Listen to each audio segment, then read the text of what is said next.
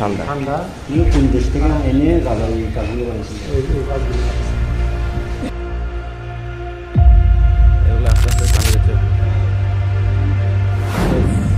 দেখো ভাই তখনকার কারুকাজগুলো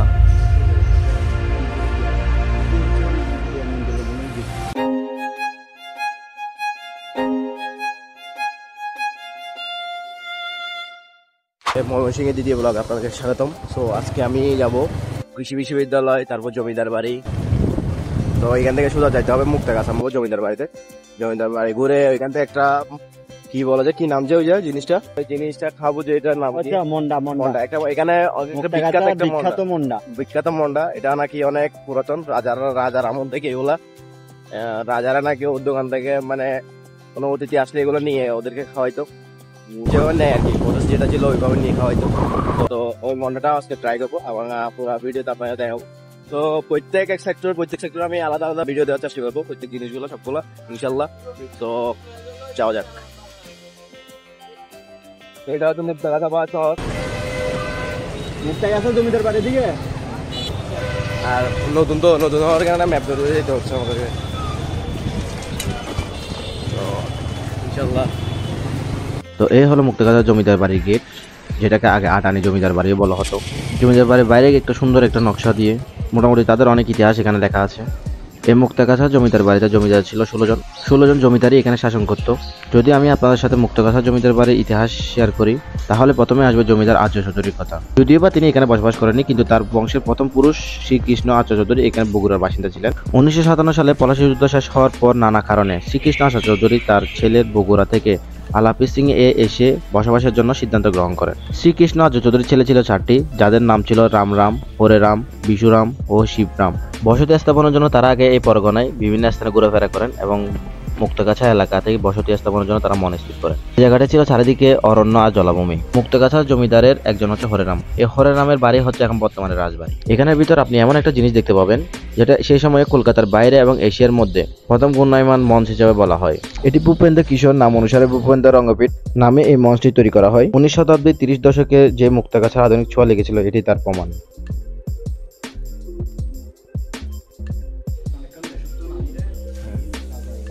এই যে বাড়িটা দেখতেছেন, এই বাড়িটা হচ্ছে একটা শীততাপ নিয়ন্ত্রিত বাড়ি। এই বাড়িটার বিশেষত্ব হচ্ছে যতই রোদ উঠুক না কেন, বাড়িটার ভিতরে ঠান্ডা বিরাজমান করবে। এই বাড়িতে যত সরঞ্জাম প্রয়োজন হয়েছিল সবগুলো আনা হয়েছিল ইংল্যান্ড থেকে। শোনা গিয়েছে মহারাজা নাকি এই বাড়ি তৈরি করার পর সেই মিস্ত্রিদের হাত কেটে দিয়েছিলেন, যাতে এরকম বাড়ি আর কোথাও বানানো না হয়।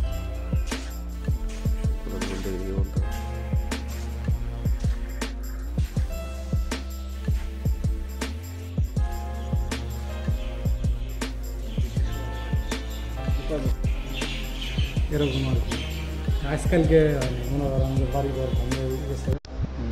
অনেক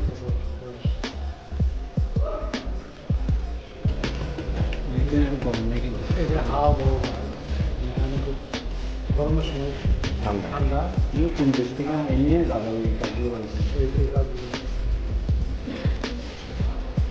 কি এটা নকশা দিতে না কি জিনিস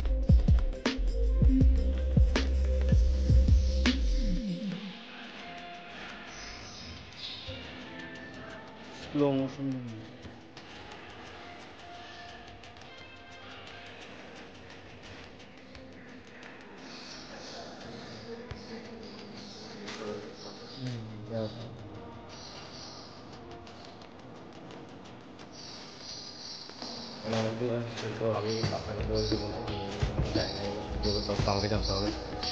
তো এইখানে মনে হয় কিছু আছে, এখানে পুরাতন একদম ভবনগুলো দেখলে নতুন লাগছে, কিন্তু অনেক হাজার মানে শত শত বছরের পুরাতন এরকম জিনিসগুলো দেখাই। বিল্ডিং গুলো এটা দেখেন। আচ্ছা আচ্ছা, ওরে ভাই পুরাতন ঐতিহ্য ভাই একদম। একটা আমি চলে বাড়ি, এখানে মনে হয় কোনো অনেক টর্চারিং মানে এরকম কোনো একটা জায়গা হিসাব কাজ করতো। আর এগুলো হচ্ছে মানে পুরাতন জিনিস, এগুলা দেওয়ালগুলো অনেক পুরাতন। দেখেন আমি মাঠে একটু আগে এগুলো চুন দিয়ে ধরা বলতো, দেখ চুন দিয়ে হয়তো চুন মিক্স করে যেটা করে ওইটা। এই তো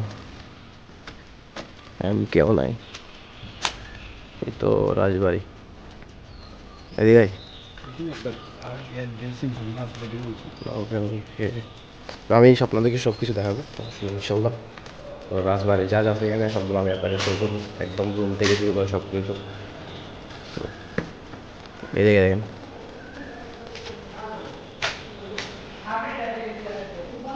এখানে খুব একটা শব্দ হয়। এটা আমার বাড়ির মতো গিফট আছে।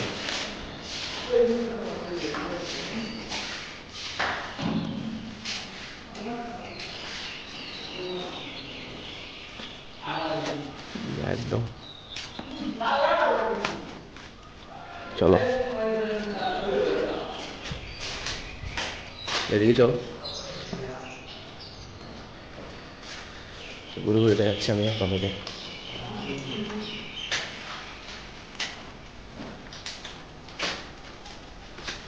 টর্চার স্যালমন এগুলো এগুলো আস্তে আস্তে ধ্বংস স্তূপ, আস্তে আস্তে ভাঙে যাচ্ছে। একটা কাহিনী আছে, আমি বুঝেছি, এগুলো মনে থাকে না, এটাই সমস্যা।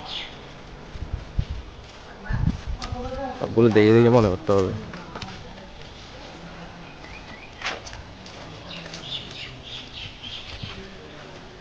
জমিদার বাড়ি,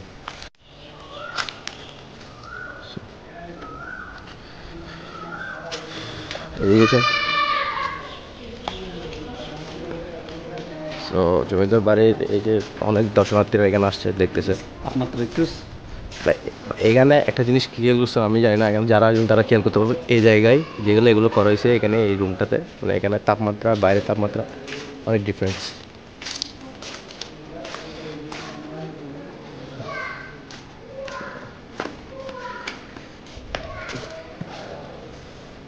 জমিদার বাড়ি এগুলো সবগুলো পুরাতন। আর এখানে ভাই প্রেমিকা যা বলে, মানে দম্পতিরা যেখানে যে অবস্থা করতেছে এখানে, মানে একদম নিরিবিলি স্থান ওদের জন্য পারফেক্ট ওয়ে।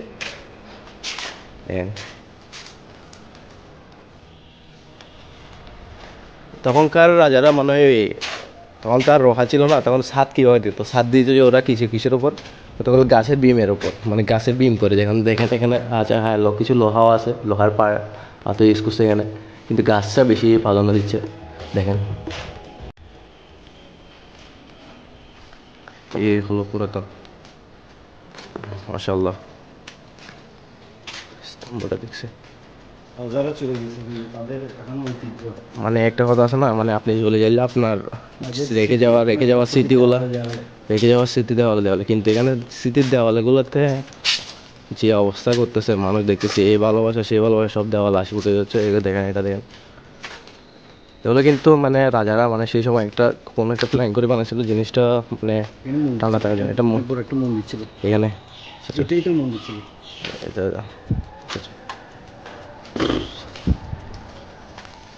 সো আমরা বেরিয়ে যাবো, বেশিক্ষণ থাকবো না, অনেক অনেক জায়গায় ঘুরতে হবে। তো এই ভিডিওতে আমি জমিদার বাড়ি যা আছে আপনাদের দেখেছি, সোনাগাঁও নর্থমোস্টে আপনাদের দেখাইছিল। আর এটা হচ্ছে আমার এখানে কয়েকটা ছবি তুলে দিতে হবে তোতে। আচ্ছা ভিতরে চল, এটা তো ভিতরে যায়নি। ও দেখো ভাই তখনকার কারুকাজগুলা, মন্দিরের ইয়াটা এটাই হচ্ছে মন্দিরের মনে হয় গেট ছিল। হ্যাঁ এটা তখনকার কারুকাজগুলো দেখেন ভাই, এখন গেট ছিল নেই, হ্যাঁ রাজারা এখানে বসতো, এখানে নাচ দিত। আচ্ছা মনে হয় এটা মল ছিল, এটা এখান থেকে বসে তারা নাচ গানগুলো দেখতো। আর এটা হচ্ছে সে তখনকার কারুকাজগুলো দেখেন আপনারা,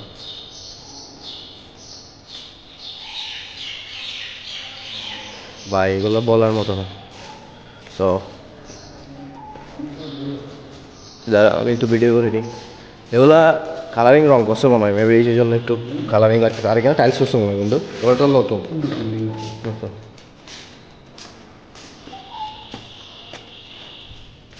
এসে এগুলো হচ্ছে রাজবাড়ি। আর এখানে বেশি খুব যাওয়া যাচ্ছে না, কারণ আপনারা বুঝতেছেন যে জিনিসটা অবস্থা। গার্লফ্রেন্ড নিয়ে আসছে বন্ধু,